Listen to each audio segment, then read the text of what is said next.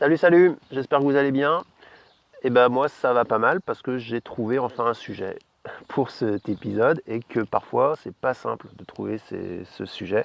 Et puis pam, j'ai un SMS qui tombe dans la semaine, un SMS d'un athlète avec qui j'ai collaboré il y a 18 mois et qui me remerciait pour l'avoir aidé à arrêter la course à pied.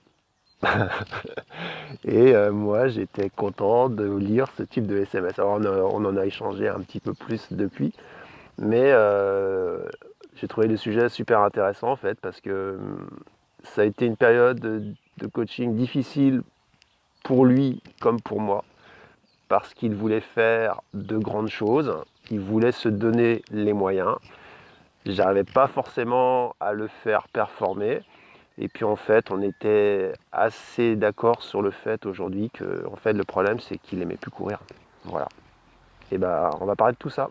Allez, c'est parti.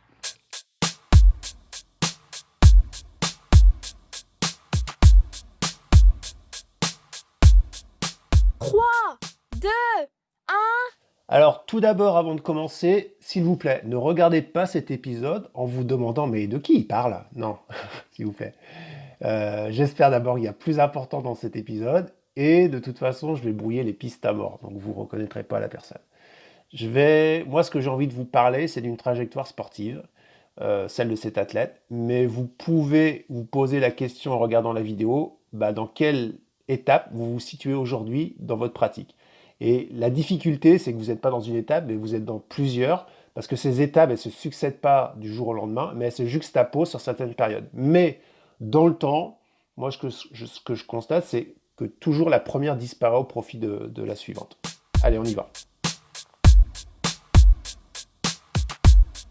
Alors la première étape, le commencement, la découverte, bah, pour cette personne, ça se fait un peu par accident et c'est il y a plus de 10 ans en accompagnant un copain sur la course. Et mais le copain abandonne et il finit seul en rattrapant bah, pas mal de monde.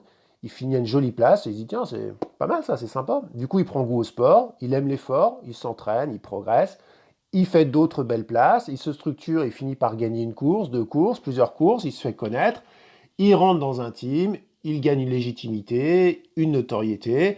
Il en fait même, au bout de quelques temps, une petite activité professionnelle. Et en fait, il poursuit son avancée en augmentant les distances pour faire de l'ultra sa spécialité. Tout ça dans un laps de temps de 4-5 ans. En fait, c'est une belle phase de décollage. Et pour lui, c'était la plus belle période, quoi. C'est le pied.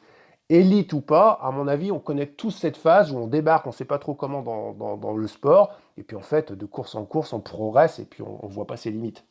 Et en fait, on continue comme ça encore quelques temps. Mais entre-temps, il y a la seconde étape qui rentre sans prévenir, insidieusement, ou par intermittence entre deux beaux résultats. On a une première blessure, puis un forfait, puis on abandonne pour la première fois, on fait des choix de course par stratégie, on répond à des invitations, on a envie de découvrir le monde. Bref, on est toujours performant, mais ouais, on a quand même un petit peu moins faim. On gagne des courses, mais on n'a pas besoin de trop forcer. C'est ce que j'appelle faire de la gestion de capital. Et là-dessus, on s'endort. Et surtout, on ne voit pas arriver la concurrence qui, elle, est dans la phase 1. Alors pour lui, cette phase, elle a duré 5 ans. Ah, c'est pas mal, hein. Puis un jour, alors je sais pas pourquoi, mais sûrement parce qu'il a un peu d'amour-propre, il s'est réveillé après un énième abandon et il a décidé de m'appeler. C'était il y a 18 mois. Et en fait, on a vécu ensemble les 3 étapes suivantes que je vais vous raconter, qui auraient pu mettre des années à être vécues, et dans tous les cas, elles se sont vécues dans un climat morose. Mais avec lui, ça a été assez vite, parce qu'on a eu des entretiens assez cash, qu'il est intelligent, et en fait, on a bouclé le truc en 6 mois, mais ouais, ça a fait un petit peu mal à la tête, et je vous explique pourquoi.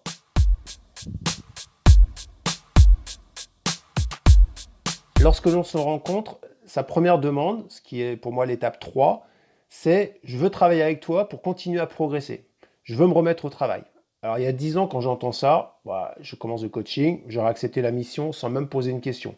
Avoir un athlète élite à coacher, bah, c'est super, quoi, ça donne trop envie. Mais en fait, bah, plus maintenant, quoi. Et que, en fait, la progression d'un athlète qui a 45 ans, 10 ans d'expérience de haut niveau et qui est déjà passé par d'autres entraîneurs, et bah, je me suis en droit de poser la question où est-ce que je vais aller la chercher, quoi. Donc l'entraîneur qui selon moi vend du rêve à cette personne, en fait c'est pas un entraîneur. Ou alors l'athlète a vraiment perdu son temps et s'est vraiment endormi. Mais là c'était pas le cas parce qu'il s'entraînait plus qu'à ses débuts. il était bien encadré, se sentait encore fort à l'entraînement, mais en fait, il n'arrivait plus à performer, quoi. Et il ne comprenait pas pourquoi. Et là, je vais vous dire un truc, il y a bien qu'on travaille, qu'on ne comprend pas pourquoi on est moins performant à 45 ans qu'à 30 ans. Moi, je pense que c'est Marco Olmo qui a foutu un gros bordel en gagnant l'UTMB à 60 ans, mais sous prétexte que l'on conserve des qualités d'endurance plus longtemps dans sa vie que des qualités d'explosivité ou de vitesse, ça c'est vrai, en fait, on pense qu'on échappe à la trajectoire d'un joueur de foot ou d'un cycliste professionnel ou d'un tennisman. On ne veut pas baisser de niveau. Mais non, c'est vrai pour un coureur élite ou c'est vrai pour un coureur de peloton. Il y a un temps pour tout, quoi. Et il y a un moment où on ne peut plus progresser. Et solder cette phase 3, eh ben, c'est faire le deuil de la progression infinie, de toujours être meilleur. Et si vous ne le faites pas par vous-même, le temps le fera pour vous. Et ça fait mal encore plus à la tête. Et surtout, vous allez vous blesser, vous acharner. Donc ça peut prendre du temps. Mais en fait, là, c'est ta tête, il comprend assez vite le paradoxe et on enchaîne rapidement sur l'étape suivante, qui est l'étape 4, où il me dit, ouais, t'as raison, mais en fait, ce que je veux, après réflexion, c'est surtout retrouver du plaisir, de la fluidité dans mes courses, reprendre de la maîtrise, ne plus abandonner. Alors ça, bah oui, c'est tout à fait recevable, je peux faire, il n'y a pas d'âge pour ça. Mais quand on poursuit l'exploration de cette demande, eh ben, il y a un grand classique, il y a deux expressions qui font exploser la volonté de départ. C'est le mot comme et le mot au moins. Le comme, eh ben, en fait, quand il exprime le truc, c'est ah, tu vois, je voudrais bien refaire une course fluide comme en 2012 à l'ultramarin, ou avec la forme que j'avais comme à la Réunion en 2011, où je volais comme. Ouais, ok. Donc le comme, c'est toujours vouloir revivre des moments magiques, bon, ça se comprend, mais aucun moment de la vie ne se reproduit de manière identique. Qui garde ses bons souvenirs au chaud, tout ça dans son album Souvenirs, et qu'il arrête d'avoir la tête en arrière pour avancer. Pourtant, moi, je connais beaucoup d'athlètes, et pas que lui, qui courent aujourd'hui avec les valises d'avant. Bah ouais, ça ralentit, quoi. Et le mot au moins. Alors le mot au moins, ça intervient quand je lui dis pour provoquer, bah en fait, si tu veux juste ne pas abandonner, c'est simple, hein, tu pars dernier, tranquillou, tu remontes quelques personnes, bon, si tu peux, hein, c'est bien, et puis le but, bah, c'est jamais surtout de s'arrêter, quoi. Et donc là, la réponse, bah, évidemment, c'est ouais, mais bon, finir pour finir, ou alors ouais, finir, mais plutôt en 24 heures. Alors là, j'insiste, je redemande, mais en fait, c'est quoi le plus important? Finir ou les 24 heures? Et souvent, la réponse, c'est ah ben non, non, ouais, t'as raison, c'est finir, quoi. Mais si je peux en plus ou en moins, ouais, ok.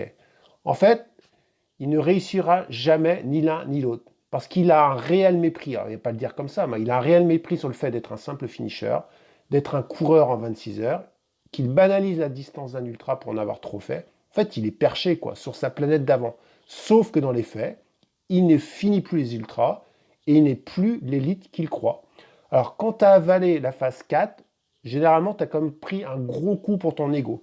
C'est dur à entendre et c'est encore plus difficile à admettre. Mais comme parallèlement aux entretiens, bah, on travaillait comme l'aspect sportif, bah, ce qu'on se disait aux entretiens, bah, il y avait quand même confirmation, quoi. Quand il faisait des courses, il était bien à l'entraînement, mais quand il faisait des courses, bah, il foirait ses courses, quoi. Il ne trouvait pas la fluidité parce qu'il voulait retrouver la fluidité de 2012 ou parce que machin était devant et que ça l'énervait, ou que quand il était dépassé par machin, et ben il savait plus courir, quoi. Et parenthèse avant de continuer, bah moi je sais plus faire un run-on talk sur 1 kilomètre couru, donc je vais devoir mettre un arrêt sur image pour finir la fin de mon histoire parce qu'elle est quand même belle la fin de l'histoire.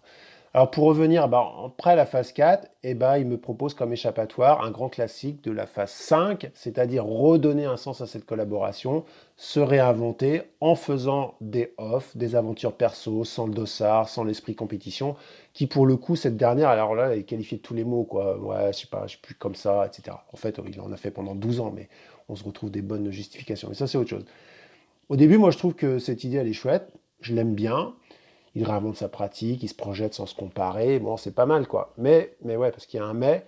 En fait, lorsqu'on commence à construire ces aventures, on se rend compte qu'elles peuvent pas se faire sans une idée de record, sans tourner un film, sans faire le buzz, sans raconter une histoire, sans acquérir des partenaires, sans en fait avoir le besoin d'exister toujours dans ce microcosme. Et on arrive vite à la conclusion, lui comme moi, qu'en fait il fait ça pour de mauvaises raisons et qu'il essaye de remettre dans un nouveau paquet tout joli qu'il soit en fait les boules puantes des étapes précédentes et que ça ne marchera pas longtemps. Alors pour tout vous dire, le dernier entretien qu'on a eu il y a un an, il s'est terminé en clash, ou en tout cas en demi-clash. C'était un entretien téléphonique, ça faisait 1 heure et demie qu'on était au téléphone. J'étais un peu fatigué de le voir naviguer dans tous ses paradoxes et refaire des allers-retours dans ses envies, dans toutes ses phases. Je me sentais assez impuissant à avancer. je voyais que cette personne sombrait depuis quelque temps tranquillement dans une forme de mal-être ou dans une forme presque de dépression. Et j'ai le souvenir que sa dernière question, c'était: «Et du coup, on fait quoi?» Et que j'ai répondu en substance, mais plutôt sèchement: «Arrête de courir». Et là, il y a eu un long silence.